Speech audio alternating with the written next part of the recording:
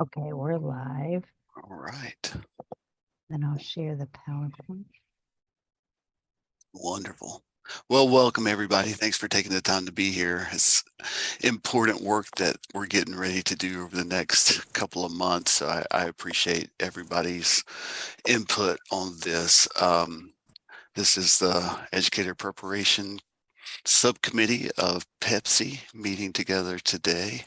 And our job is to reconsider the weighted accountability model for educator preparation programs in North Carolina. I started going back through all the things that I had on this over the years. I've got documents back to 2018 of where we were talking about how we might evaluate our educator preparation programs and all kinds of tables and charts and things. So I've tried to put together some, along with the help of Kim and Andrew and Tom, some of the information that we had gone through in the past, as well as the timeline of our work coming up, and then want to dig into the measures that are currently in law, those that were put out there by PEPSC and by the State Board of Education for the weighted accountability model initially, and see what we may want to do with that as we move forward. You can go ahead and click it, Kim. So our scope of work, the weighted model that was sent to the State Board of Education was brought back up and rejected. And in my brain, that was a good thing because it gives us a chance to look at this one more time and make sure that we're happy with the work that had been done by PEPSC and put forward before. We've got until June of 25 to get it back to the State Board of Education, which puts us on a tight timeline because we've got to get it to PEPSC for a first read and approval before it can go forward. So we're trying to squeeze in these meetings as quickly as possible and get as much feedback from the field as well. I'm going to click that one. The timeline, the history of this. So the General Assembly put out their 4-measure model of accountability. It actually revised that and removed one to the 3 that we have currently in law that we are supposed to be following right now. My understanding, and I might be wrong on this, is that we never got rules in place, or we didn't until recently, to begin using it as a model for sanctioning EPPs, although the data was collected, and DPI has been in touch with the different institutions each year who may have been put on warning or probation status so that we would know the areas. The data was also, is on the dashboard at all times, public facing, where anyone can go and take a look and see how we're performing against all of our peer institutions. In 19, we proposed an alternative model and approved it. And SBE returned it with some modifications. One of those was that they wanted us to look at how we weighted domain 1, which I'll go into more in a minute, in a different way, and to also think or rethink the pathway to a sanction and how much time should be allotted to give institution the amount of time needed to make corrections so that they could get out of that particular status. 2020 in July, we approved a modified alternative model, and I'll share that as well. And it returned to the board and was approved. And it was sent off with a fiscal note, and I think it just sat there, right? General Assembly never did anything with it, and so it's coming back up again to hopefully go back forward to the General Assembly. Can you hear us, Randy? I think he's out.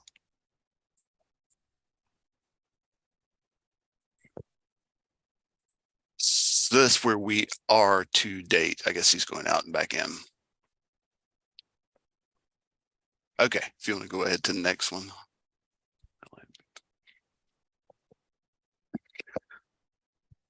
Okay, so timeline.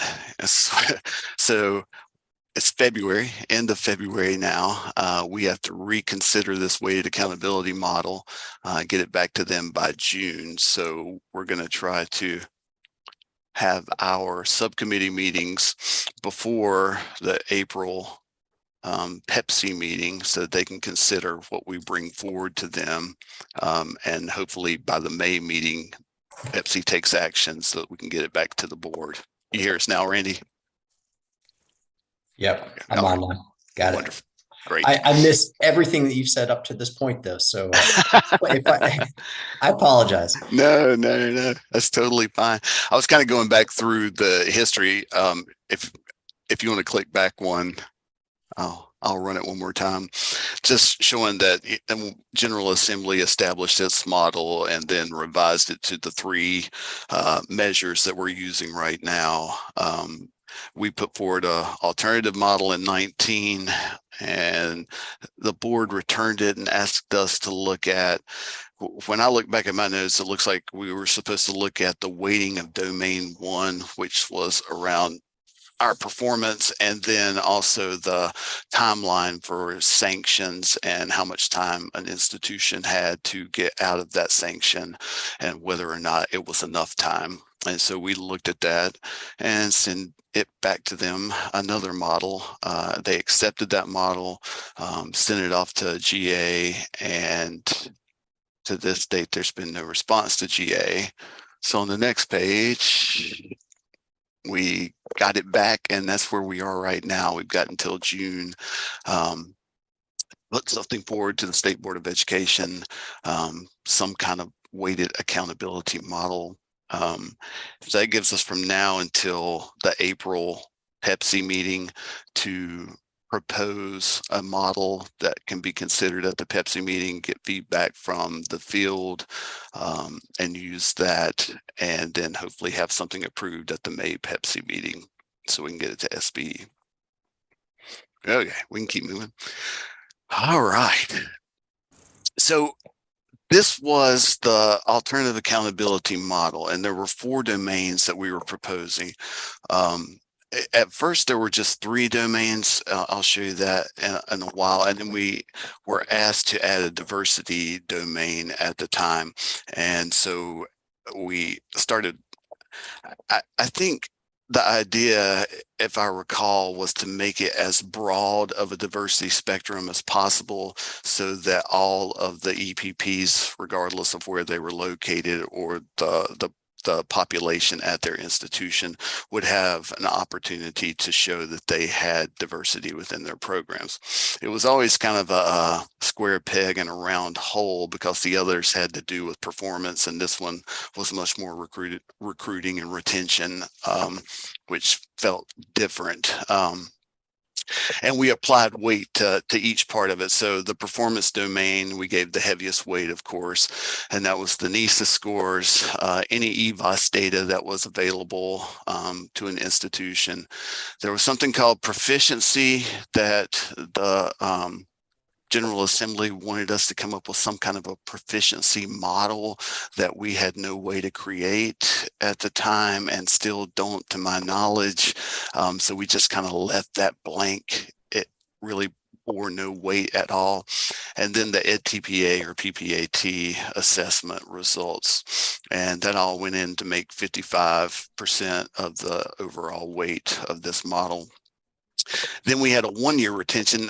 Initially, they wanted us to have a 2-year retention rate. That was really detrimental as we ran numbers for institutions. The belief here was that we have very little impact on whether or not a person stays in teaching or not once they get into the field. So that received the smallest amount of weight there, and we got it to a 1-year retention rate, which we felt like we may have more control over, helping them select jobs in local school districts and in the state. But you know, a lot of feedback from the field that this was an unfair measure, because if you lived on the Virginia border or South Carolina border, some of the institutions have large populations there. They would go to another state for more money and not have to leave where they lived currently. The third domain, the recent graduate survey that is sent out, and the employer survey. The problem with this particular domain was that we had pretty poor return rates on both of those, so it didn't necessarily give us a great perspective. It was weighted higher, but significantly lower than the EPP performance domain there. I have in one of the PowerPoints from way back a suggestion where we were going to ask for the General Assembly to make it required that every BT complete this as part of the BT program, and that every principal would be required to make sure that they complete this for any BT in their building. I don't know that we moved that forward as part of it or not. I just read that in some of the things that we had from before. And then, of course, the diversity domain. And initially we said we'd do a 2-year pilot to see how those numbers worked out and whether this was a good way to do it. This ends up changing pretty dramatically before it goes forward, and I'll show you that in a future slide. But before I move forward on any of this, is there anything here people have questions about? I don't want to assume.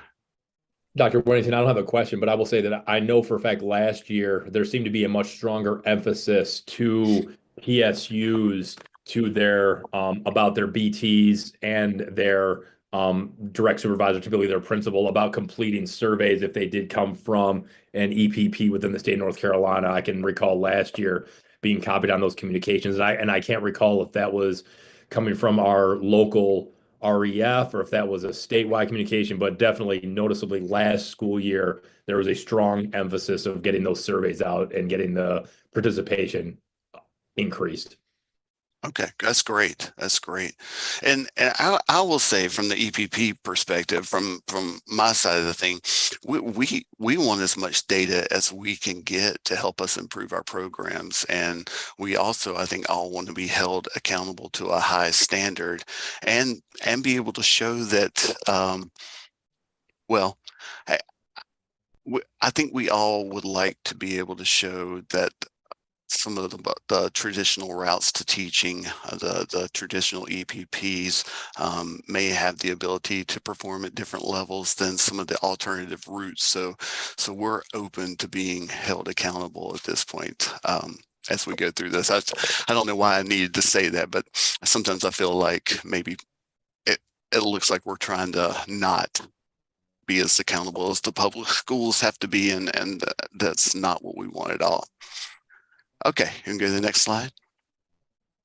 So currently we have the NESIS, the principal evaluations, the EVOS data wherever it's practicable, and the recent graduate survey. Those are our 3 measures right now that EPPs are measured on.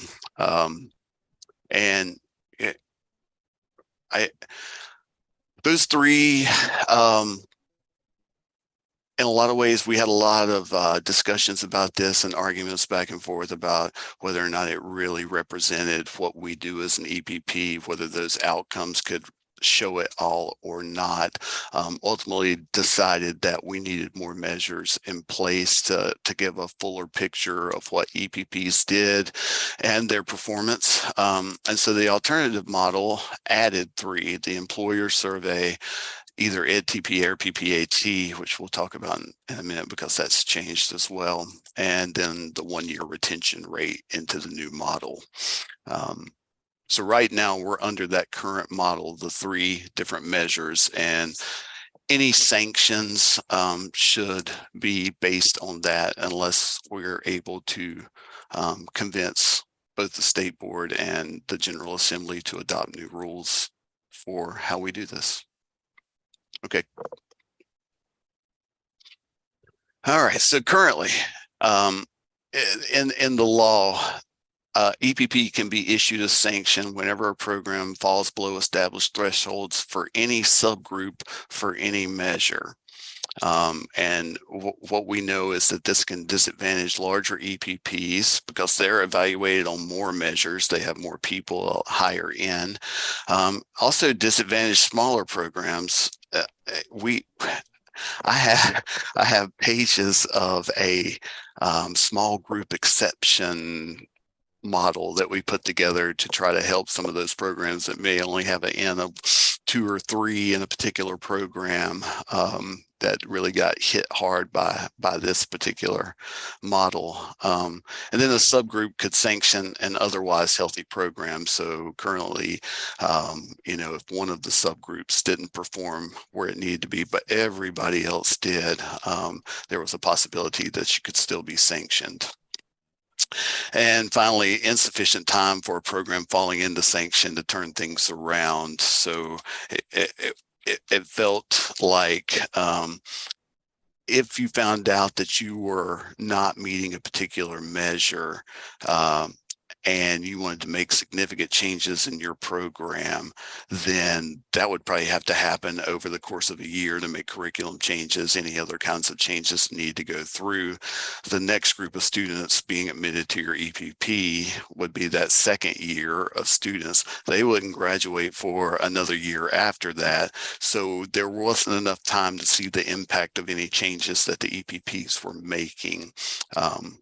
And that was a problem for all of us, because obviously we want to make those changes and make our programs better, but we also need the time to be able to do that, especially given any bureaucracy within our institutions that make program changes take more time than maybe they should.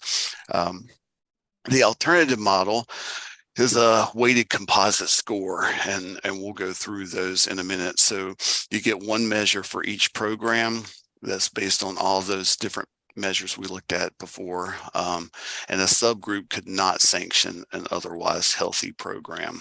So the weight composite's one number, but you can still see all the granular level data on the dashboard as we can right now if you go out there to it. Thanks, Andy. Hey, Hank, this is Randy. I have a quick question on Please. the alternative model. So there's one measure for each program, and that measure, though, everyone is thrown into the mix, meaning subgroups aren't broken out and then aggregated across. Everyone's thrown into the mix in just creating that one measure. Does that make sense? Yes, I think that is correct. Yes, okay. Absolutely. And as we'll have to talk about now is whether or not subgroups are even appropriate to include in the model for any reason, and whether or not the state's allowed to do that given the new executive orders. So, okay, we can keep going. This is something that I found as we started to look at everything. We wanted to figure out what kind of weight each component of the domains would hold. And so we looked at domain 1 when we were looking at the idea of the diversity measure, what that should be. And then we had our domain 3 at the time we were calling the performance measures, basically. And then domain 5, the recent grad survey and the employer survey. And 4 was the retention rate. And so we looked at all the different ways that these different weights could impact our institutions in terms of sanctions and how they would score. We came up with intervals for what level people would need to be at. This actually got simplified, which is nice, and I'll show you that in just a moment. But there was a lot of work done on trying to think through how much weight each part of this should take. I remember lots of conversations about EdTPA and PPAT, and that we wanted it to have more weight because we felt like we had more, primary control or impact on how a student might perform on that particular piece. And since it was an actual performance assessment, that might be a really fair way to look at EPPs. So this is just historical. I just thought it was interesting to look at how we started thinking about it. The variables right on the far right-hand side, not used, licensure pass rates and GPA. We didn't end up using those within the model because they are, and Tom, help me on this if I'm wrong, those were in law other places. So there was already a percentage threshold of licensure pass rates and cohort GPA of 3.0 or better that was already out there in other measures. Is that correct, Tom? I don't know if it's in other measures. It's just it's just the statutory requirement for admission. So, I mean, this is not considered a measure of an EPP because statutorily you're obligated to meet that requirement. Okay, yeah, that's what I was thinking. I think I misspoke by saying measures, but yes, so we're already obligated to meet these regardless. So in some ways we have two accountability systems side by side. Which we can look at. Okay, go ahead and click to the next one. Okay, so this is kind of where we landed at the end of it. If all my data that I've looked at is correct, we began to weight each part of each domain. In domain 1, we gave NESIS and EVOS both 25% of the weight, and then EdTPA and PPAT 50%. Proficiency, we just left out because we had no way to measure it. There's a definition of what proficiency is, but we still, I don't know how we would come up with what that looks like. So I've been told we can just leave that out of our model altogether if we so choose at this point that we put back forward, so it's just not hanging out there.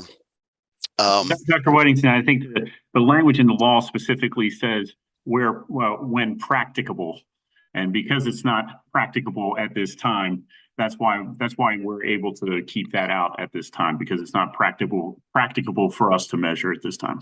Perfect. Thank you, Dr. Seiberg. Yeah. Does that mean that it needs to stay in the model, like show up in it somewhere, or can it be removed completely at this point? My interpretation of that would be, if anybody were to ask us, we would say it is not practicable. I mean, so I would not necessarily try and put that in there because we don't have any measure to actually put into the model. So I would say we do not need to have that in the model, unless if Andy and Tom, I don't know if you want to weigh in on that, but to me, that's how I interpret that. No, I think my question on this is we're saying it's not practicable, but we're not explaining why it's not practicable. So clearly we have proficiency data on students and therefore teachers. If we're saying it's not practicable because it's not a good idea to use proficiency as a measure of anything related to a teacher's preparation, I think we need to articulate that very clearly. Or are there ways that we could incorporate proficiency that doesn't do what I think everybody's suggesting that this be done? So, I think of this as, do we want to use the proficiency of the teachers, the first year teachers or the second year teachers, students to measure the quality of that teacher? No, because we don't have information on what the prior achievement of those kids was. So it's ridiculous. And if that's what we're going for, we have growth that tells us that. Like, did the teacher move the students further than we thought that, the expectation of the average teacher in the state? We've got that. That's in EVOS, and so there's no need to recreate it. Now, are there some interesting things you could do with EPPs in relation to their candidates and student proficiency? In other words, do EPPs expose their candidates to clinical experiences in low-performing schools? That's something you guys have control over, and you could potentially do. I'm not saying that I'm advocating for that to be in the model. I'm just saying I think we're being a little. It would strike the General Assembly as weird if we just said proficiency is not practicable, and we left it at that. I think we need to either explain it, or I think there could be interesting ways that you could work this in that doesn't do what I think most people think isn't the way we're measuring it, like most people think we would. Like, what is the proficiency of all these first-year teachers, students? That seems to me that. So I just thought I'd throw that out there, that it either needs a better rationale for why we're not including, or it needs to be, we need to think it through. Are there other ways to use this that could be under the purview of an EPP and might be a good measure?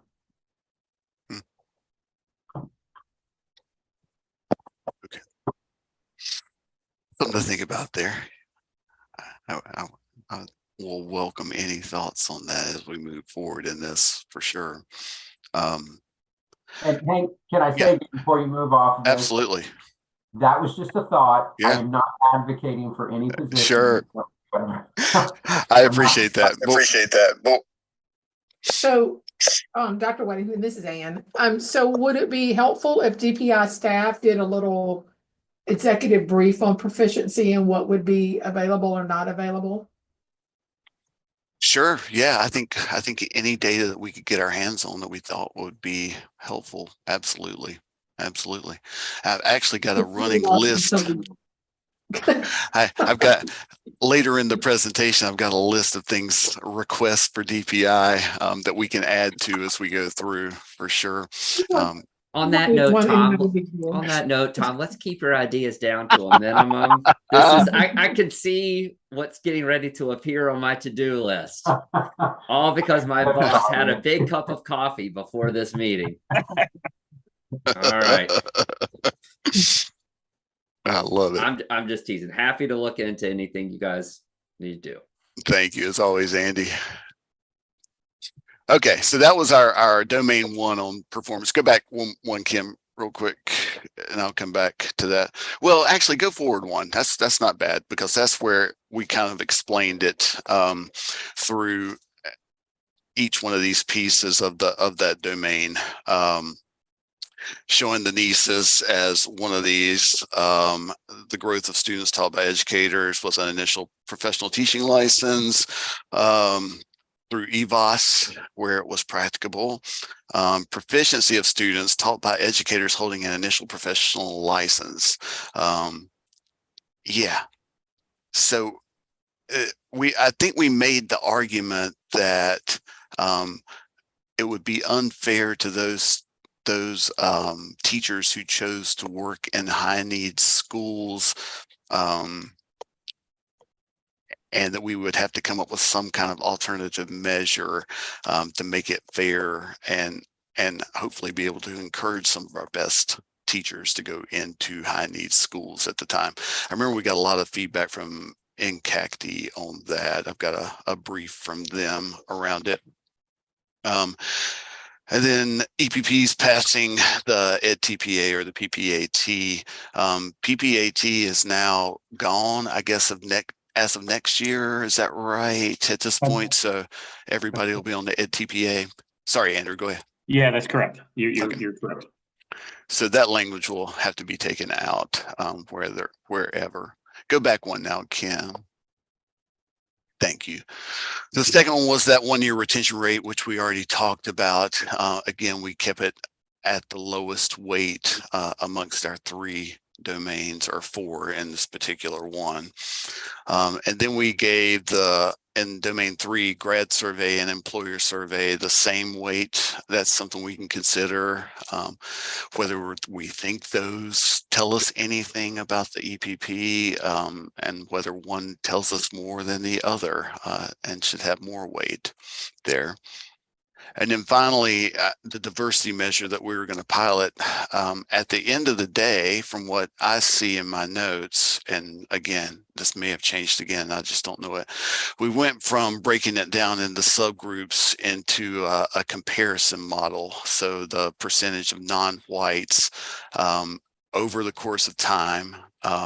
Did you increase it over time? Was it better than your institutional average? Was it better than the state average? So we were looking at that data to try to decide whether or not EPPs were recruiting and retaining a diverse population of students to go into the teaching field. Does that sound correct? Andrew, I don't know. Yeah. Am I saying okay?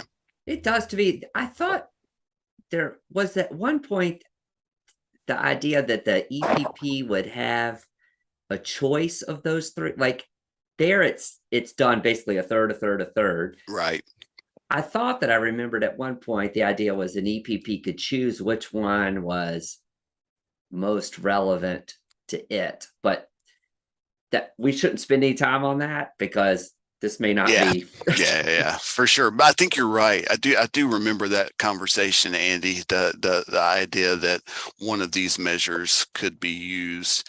You didn't have to meet all 3 of them at the end of it all. Yep. Okay. I do remember that. Thank you. Any question on any of these or the weightings or?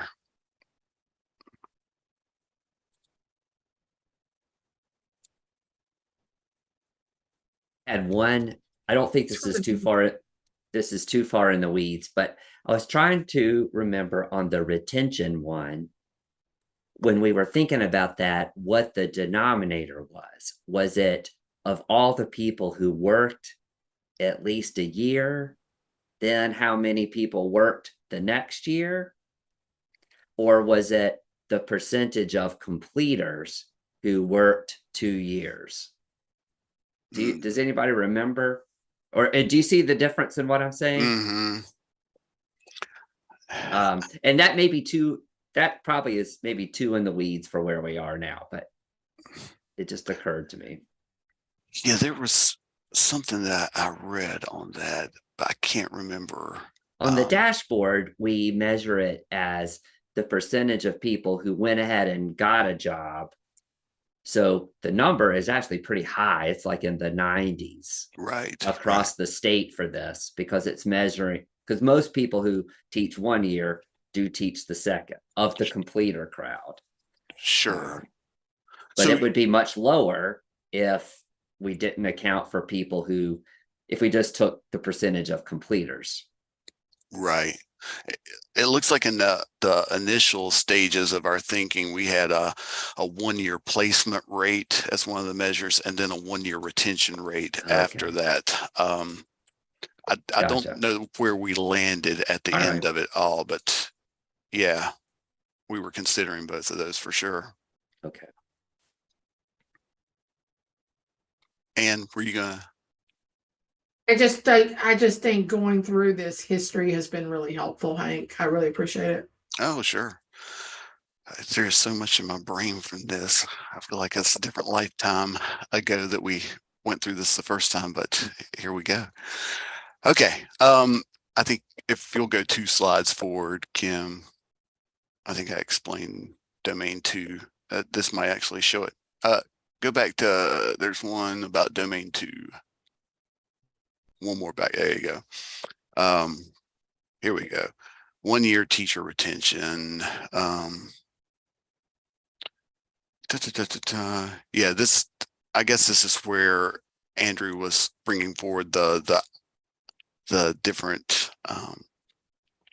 ideas from the field that we felt like it was not a fair measure for EPPs because we had so little control over whether they stayed or went. And this is the explanation. It's an explanation of why we gave it the least weight of 3 domains. And I assume, I mean, this data is out there for anybody to see on the dashboard. I assume, and Tom and Andrew, we don't have to use this as a domain in our new model if we don't want to. Is that fair, or is this another one that has to be in there? Well, I don't know that it has to be set up in those particular domains. I think you have sort of ultimate decision as to what you would like to propose to move forward as to the suggestions back to the board. There were no restrictions when we communicated with the board on this, last month. Okay. And just as a reminder that whatever we approve or whatever we recommend, I mean, any of this has to have legislative approval. So Yeah. there was no discussion with me about keeping this, taking that out. It was, can we consider the alternative model? Is it still a viable alternative model at this point? Should it be, changed in any way? And what would those recommendations be? That's not all quotes, but that's the general summary of what I Sure. Yeah. Thank you. Yeah. Sure. Next slide. Hank, I have a quick question. And Yeah, of course. this is Randy. You may be getting to this, and I don't want to pull us down into the weeds. Under the proposed model of having a weighted composite, was there any discussion at the time of how EPPs would be classified? Like what would be the cut scores and how that would be determined? Or is that way down? Absolutely. Let me, can I share my screen for a second, Kim?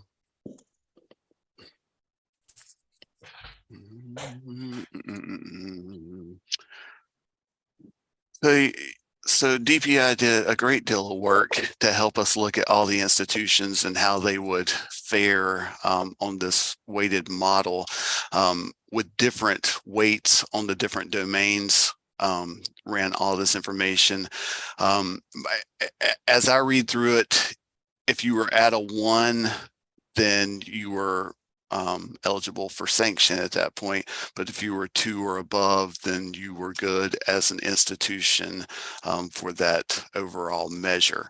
The interesting thing with this is nobody was sanctionable on any of the models that were in there.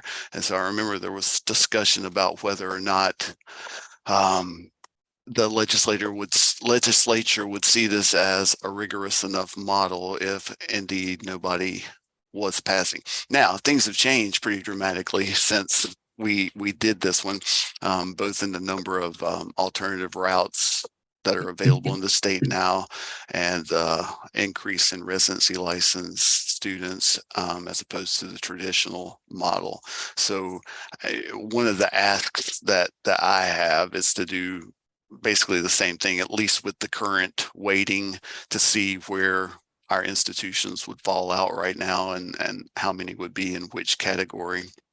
The majority seem to fall in the yellow, that second category, with very few in the, if I'm remembering this correctly, if you were in the green, it wasn't just that you had performed well, but you were also going to be given some kind of I don't know, acclamation of some sort that you were performing above the traditional EPPs.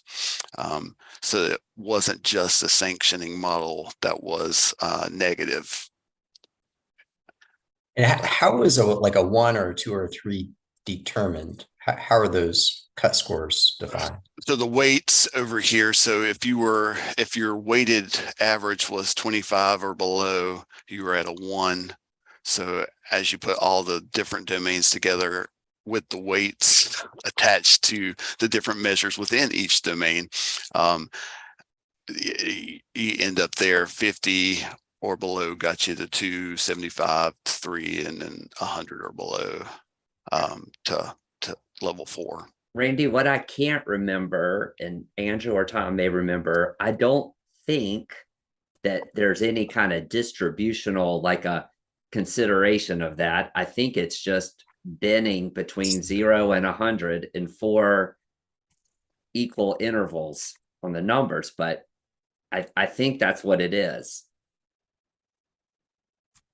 Do you follow what I'm saying? Like, I don't think we normed a distribution or did anything like that. So you did something where you converted to z-scores. I think we did not do that. You didn't do that? Yeah, that's why, because like I think they just said on a scale, like on this 4-level model that is probably inherited from the current model, you know, is then how do we break up the weighted average into 4 levels? Because it's just, you know, it's just 25 increments to separate those. The variables going into the mix, though, are on different scales, aren't they? Well, you're just taking the total points from each domain. Like, so you got so many points on domain 1, so many points on domain 2 and 3, and then you add them all together. And so basically we're setting a pass score at 25%. We're not setting the pass score at greater than the first quartile of performance in the state. 25% pass rate's pretty low. You know?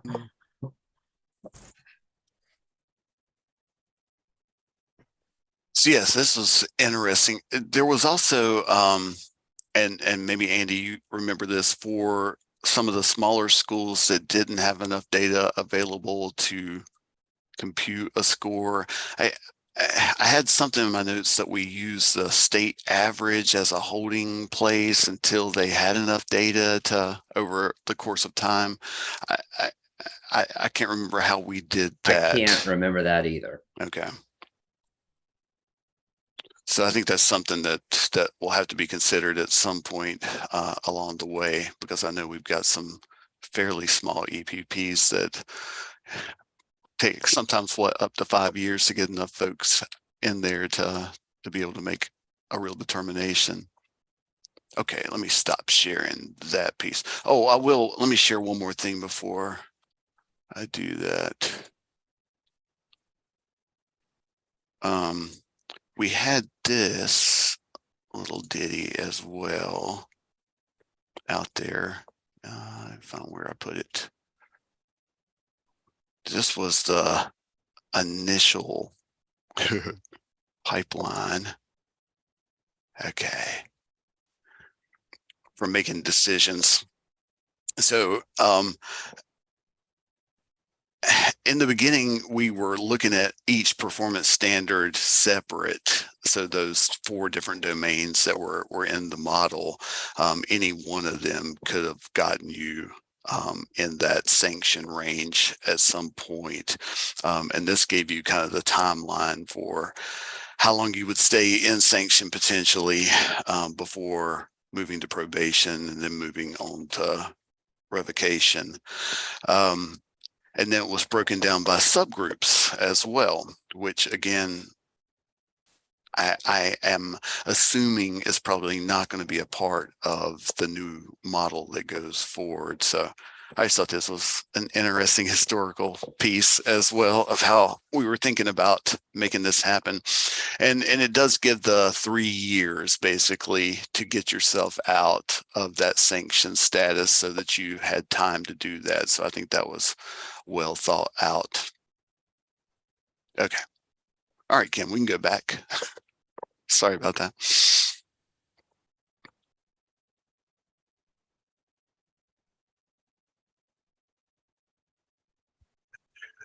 And if you'll move one more forward.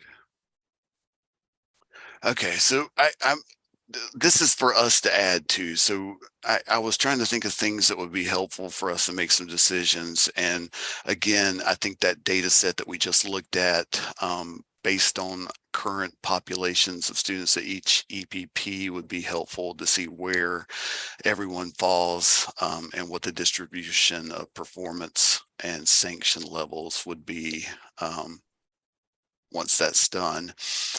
I think it would be interesting to see. I know DPI can do this. I don't know that necessarily has to be public information where we identify each EPP, but are there any groups of EPPs that are unfairly represented in one or more of the sanctionable areas, and can that potentially inform what we're doing in terms of the weight of each measure? I put down, I don't know, and I'll open this up to the group. I feel like just in talking to colleagues and my own experience that since this went forward and after COVID and everything that's happened since that time, the residency license pathway has kind of exploded in the state.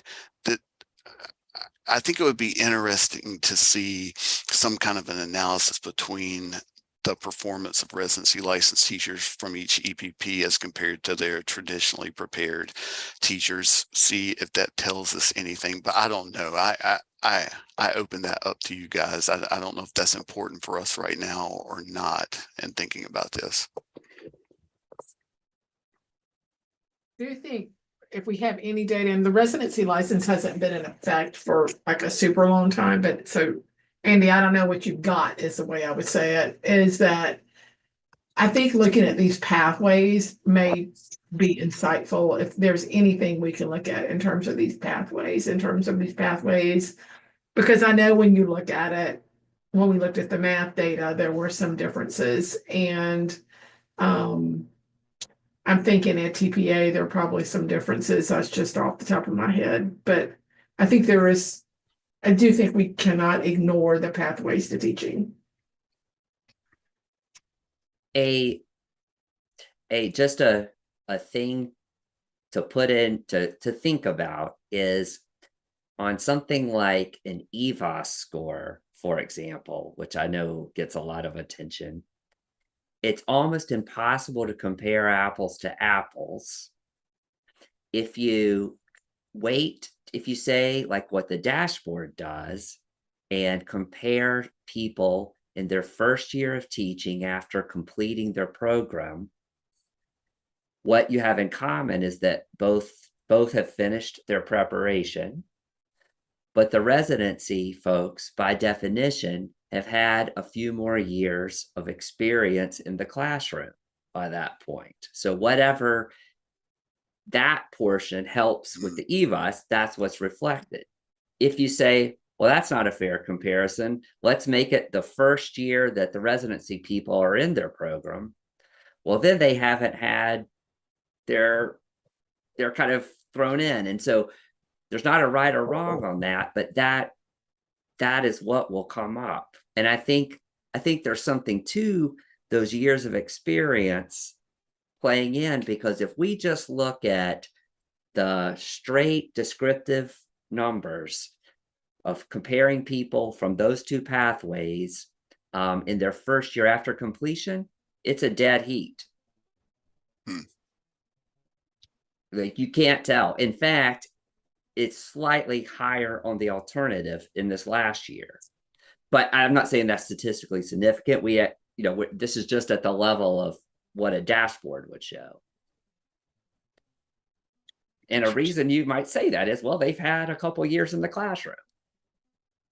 By this point, we're not getting their first year. So that I'm pointing that out is like, that's something we'll have to wrestle with. And Andy, the intention of this, though, is to measure the impact of the EPP, right? So that would inform the appropriate time frame, I would think, or that's one way to think about that. That's why we That's right. That's why on the dashboard, we decided to wait till after everybody's completed the program. Mhm. But with that, Sure.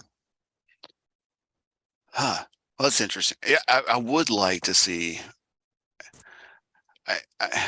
When I was thinking about this, what I see just anecdotally is our residency licensed students having a harder time passing EdTPA than our traditionally prepared students, probably because of time constraints and trying to learn to fly the plane while they're learning how to fly it.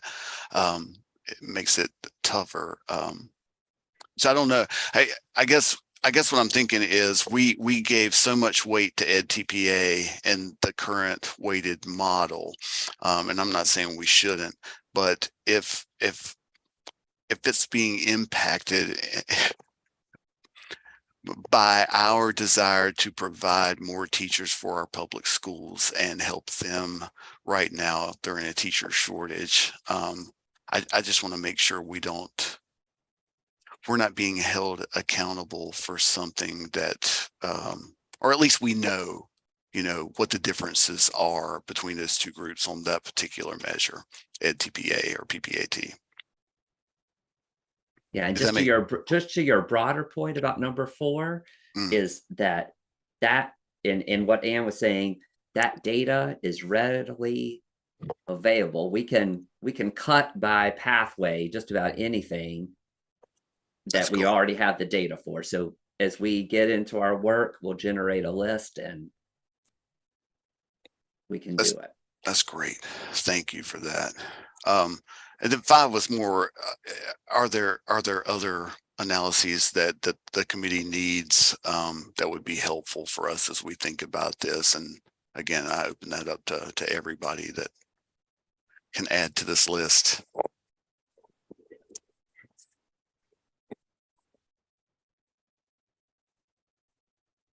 So this is Tom. I wonder, as we talk about the differences between traditionally and alternatively prepared teachers, seems that kind of analysis would also require us to look at the treatment in those two pathways within the same EPP.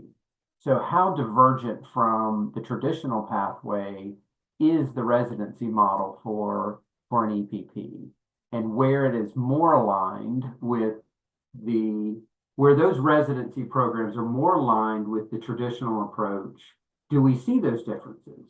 And can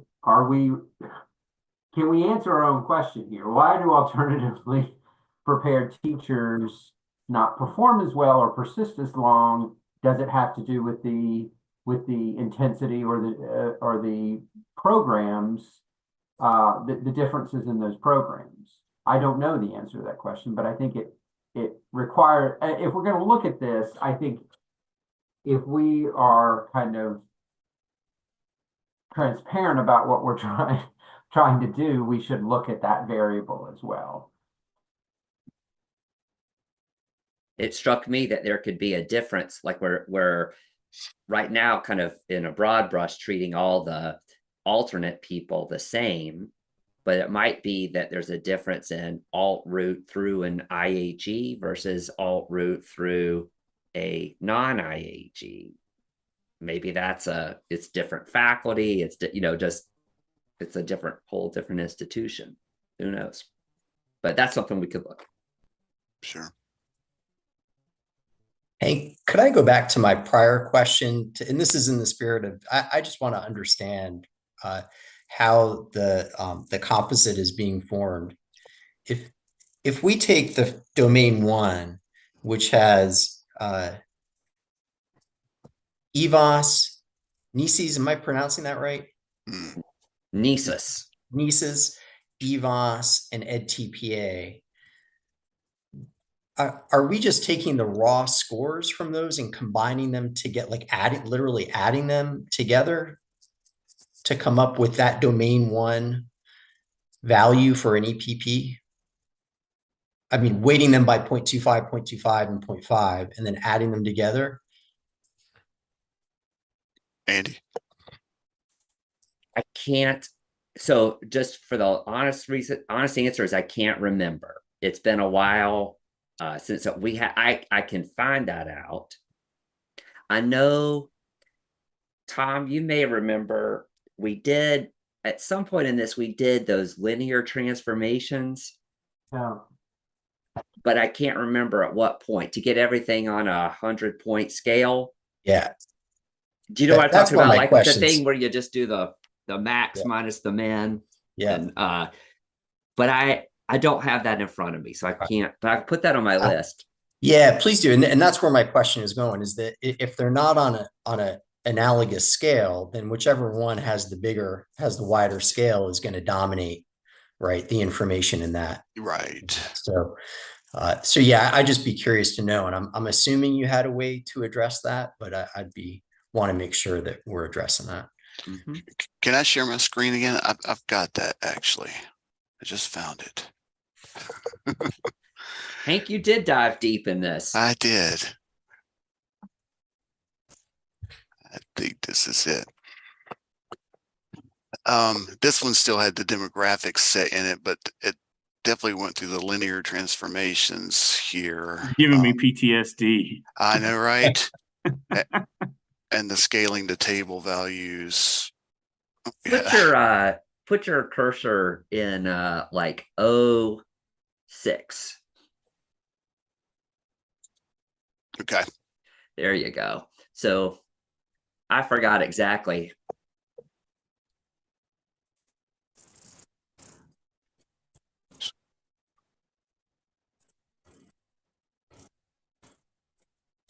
So that's the transformation, but I can't explain it right now without going back. So the idea is that for each three of those, that they're placed on a common scale, and then they're weighted accordingly is the idea. Yeah. Okay. Yeah. Good. Great. Yeah. That was a lot of work y'all did way back when. I know Tom and I went back and forth on that one because that was really hard for me to get my head around the whole linear transformation thing. Yeah, for sure. Okay. All right. Can we go back to the presentation?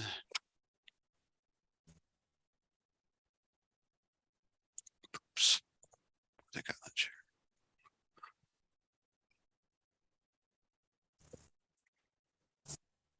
Hank, I have another question that I think I know the answer to. Go for it.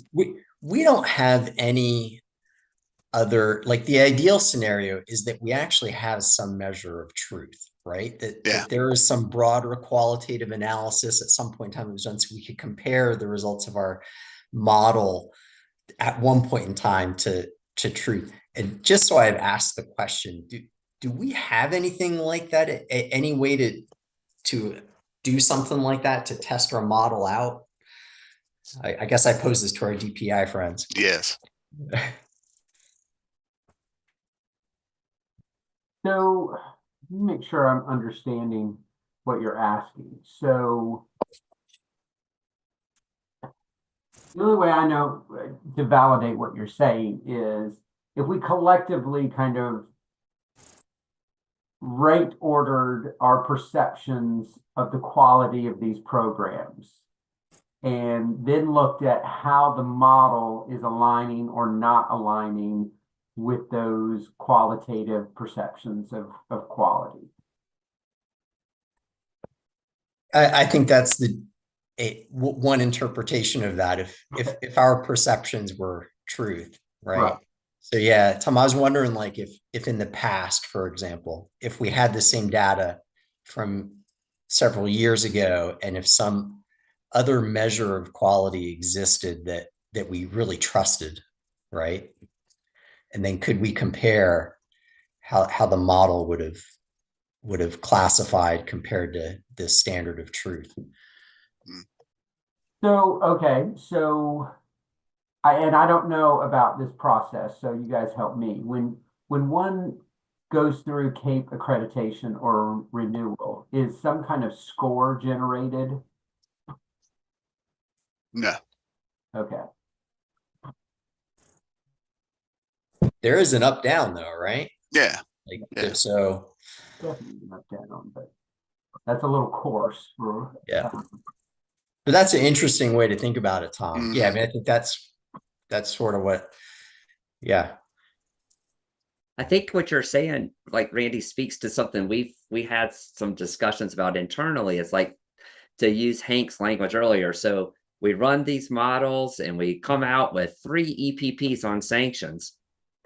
Is that the right number? Is Yeah. that too low? Is that too high?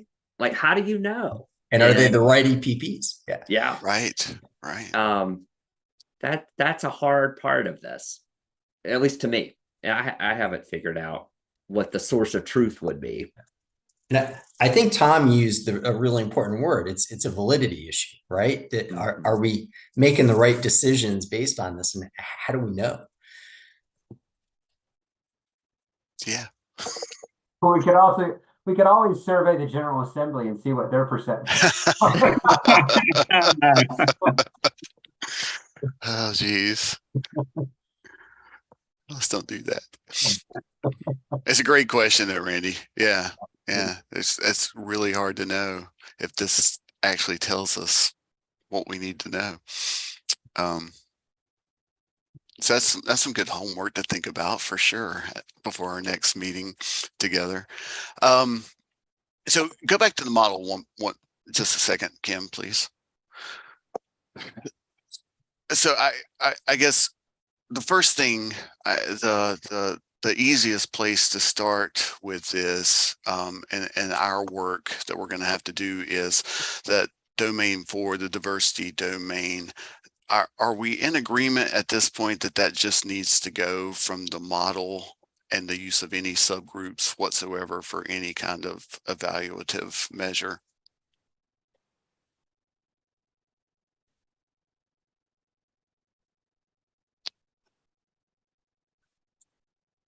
I think given what given what the federal side of things where they're headed, boy, I think it's going to be a hard sell if we try to stand that up in front of the legislature. I think that would be fraught with problems. Well,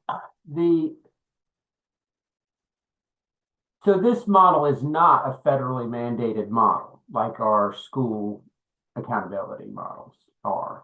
So I don't think there's the same concern, but I think you're right that the General Assembly could view this through the lens of the current federal climate and say, yeah, we don't want to do that. And we certainly don't want to put EPPs in the situation where, okay, you're being measured on diversity, therefore we're going to pull all your federal funding, research funding, blah, blah, blah, blah, Title II funding, because you're engaged in DEI practices. We don't, I think that could be highly problematic. And so I think it may be in our best interest to probably steer away from this. Does anybody feel differently? I'm certainly open to other opinions. And I certainly don't want to give the impression I'm saying that because I think it's not important. Sure, of course. So, Tom, the one thing that comes to mind there, and I'm just thinking ahead, like if the board was intentional to try and get a diversity component in there, and this committee's and PEPSC's the subcommittee here, and then ultimately PEPSC were to say back to the board, we don't think a diversity component is an appropriate. It's not the direction we want to go. Is there potential pushback from the board even before we got to the legislature? In other words, is there a potential headache there associated with that? I mean, I think the board is sensitive to the current political climate. I mean, I have no way of knowing the answer to that question, whether they're going to see this as, no, we're going to soldier on in this in this endeavor, regardless of what the federal government says. I mean, all that is coming to a head with the board in other areas. So I don't think we're going to be the lone consideration in this. And I think there may be other policy implications of this that we might see before we have to present this to the board that would give us some indications of how the board is perceiving this. That's my hope anyway. I think, yeah, I don't know. I don't know.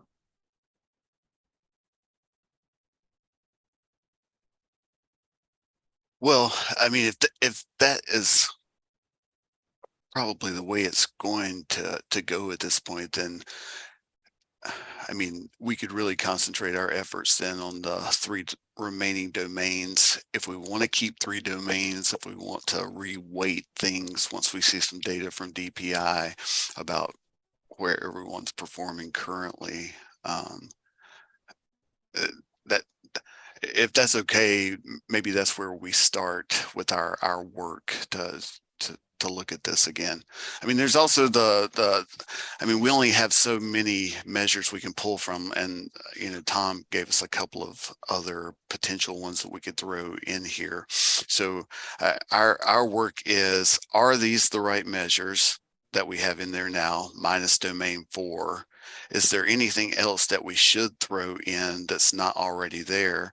And is there something that we should throw out that is in right now? And then finally, how do we weight those things to make it as reflective of EPP performance as possible, right?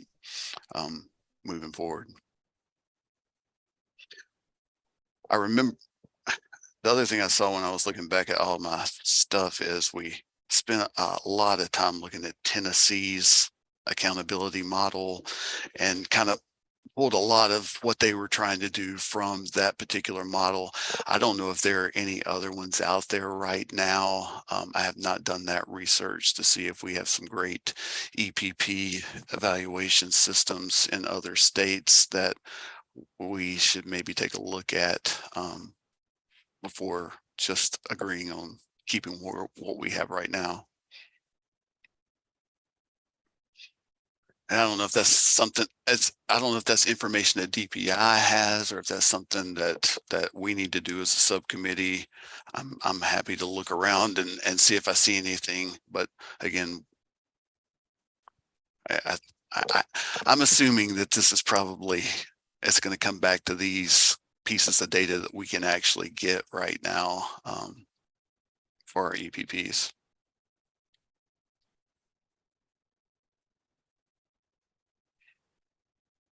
Okay, you want to go into the last slide, Kim, our homework?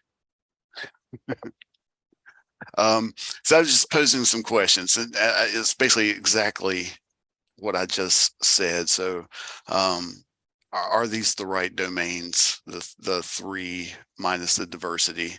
And does this give us a real sufficient framework for evaluating our EPPs? And I don't know how to answer the question of whether or not it's valid or not, Randy. I think it's a great question, because even if we have a perfect weighting, or we assume it's the perfect weighting, is it telling us the truth or not? I don't know. So that's definitely something to grapple with. Yeah, and that's kind of the second question there. Regarding refinement of current measure.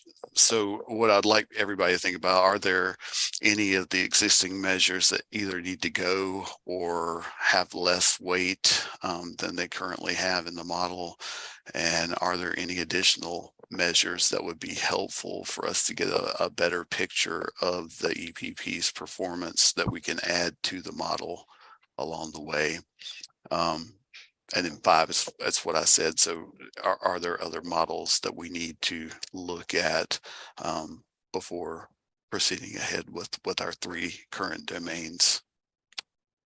So I put that out there to our group to start thinking about before the next meeting, so that we can dive in and and really start determining how we want this to look in our first presentation to PEPSC and to the field, I guess.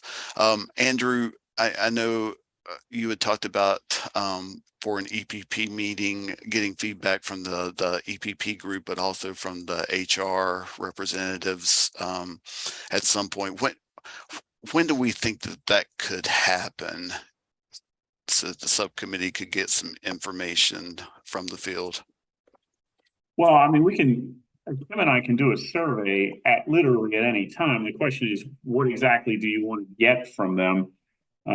It may be, my experience is that it may be better to narrow what it is that you're seeking than to leave it completely wide open, because it can end up being sort of paralysis from the field. They don't really know what direction you're thinking, but that's just my opinion on that. If you want us to do any particular searches along the way at any time, we can certainly send surveys out and gather information as needed.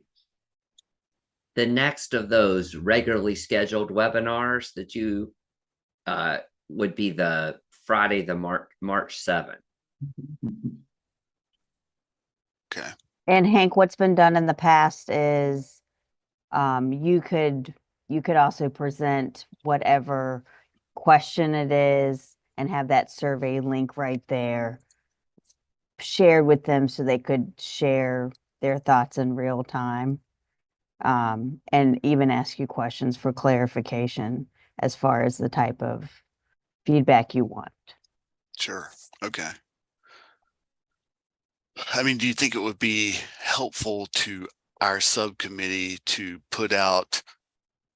take domain 4 away, put out the 3 domains the way they're currently weighted, and ask for input from the field on whether or not they believe the weights are correct for that, or the measures within are correct, or the new weighted system? Or do we want to go ahead and create an alternative to the alternative model to provide them and get feedback on that?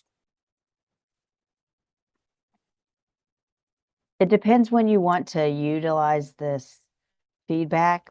The next meeting for this subcommittee is March 25th. So we've got a while. You do. So I have an idea. Okay. I wonder if we need to, in this next EPP monthly meeting, who announce or re-announce or make an announcement that we're working on this. I know a lot of people know, but we don't want people to assume, and that one, tell people they should be listening into these meetings. And 2, say that we will be sending out a survey in a few weeks for feedback, whatever timeline you want to put on that, Dr. Weddington, as the chair of this. But I do believe that we need to tell the folks that it's out here. And I know a lot of people already know, but there are people that are working every day and not necessarily having time to do all the things that those of us are doing right this exact second. So I think that's important. And I think that's also important for the HR group. That's my 2 cents. That works for me. That's great. That seems like a good plan. And Andrew or Kim, I'm happy if you need me to say something at the next EPP webinar and be available for questions or input or anything. Would you also be available the hour before for the HR webinar that same day? Because I can just put you on the agenda for both. What day is it? I'm sorry. It's always the Friday after state board, except for some. So that would be March 8th? It's March 7th. Oh, 8th is a Saturday.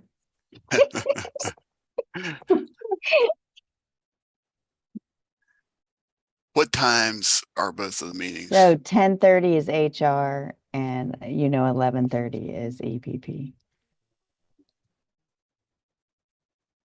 And I could get you to go earlier on the HR webinar.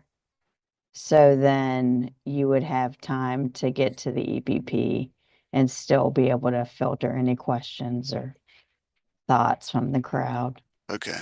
Yeah, I think I can do both those. The 11:30 one, I just have to be out by 12. Fridays are terrible. We plan all our meetings that day, but I could be there for the first 30 minutes of it. Andrew has more control over that agenda, If so you could work me in there. he can let you go first, right, Andrew? Yeah, sure. Great. Okay. Well, that'll start the process of making sure everybody knows what's going on. And okay. Wonderful. Thank you. Fantastic. Okay. I know I've talked a lot today, and I just wanted to make sure we were all on the same page history wise and what our work is going forward. Craig, at any time, obviously this impacts our EPPs a lot, and so I don't want this to be I